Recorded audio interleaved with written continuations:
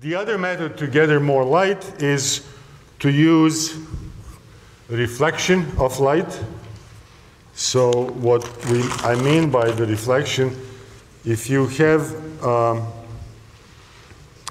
if you have a mirror,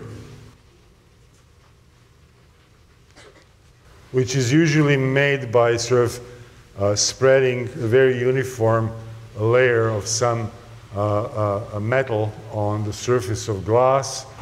Also, if you have a piece of metal and you polish its surface in great detail so that you don't have any imperfections, any grooves, a highly polished surface of metal effectively acts like a mirror. And what it does is that now a light ray coming at the mirror will bounce back in such a way that this angle of incidence, the angle between the ray and the vertical, is the same as the angle between the reflected ray and the vertical. So these two angles are the same. That's what happens in reflection of light.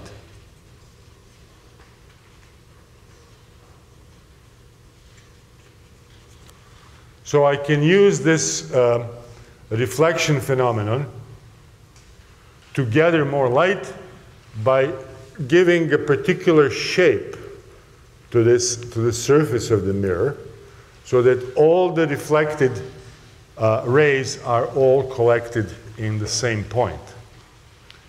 So I do that by making concave mirror.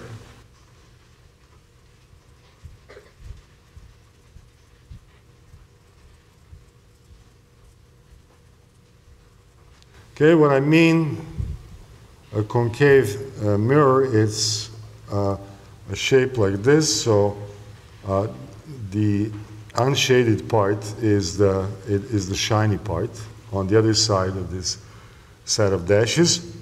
So now, again, the light rays are coming in parallel to each other.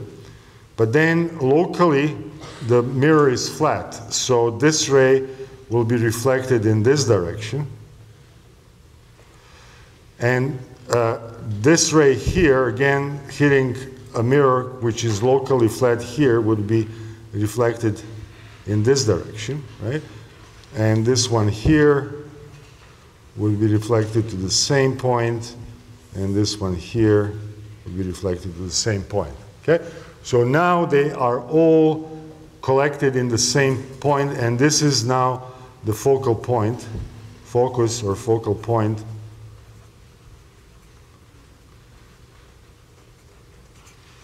of a concave mirror. And as I will discuss today later on, it is much easier to make good quality mirrors than the lenses. And for that reason, nowadays, all telescopes ranging from those, the cheapest ones used by amateur astronomers, to the big research telescopes, they all use mirrors to collect light. The one that Galileo made actually used the lens, but it was actually Sir Isaac Newton, the same guy who discovered the laws of motion and the law of gravity and invented the calculus in the process.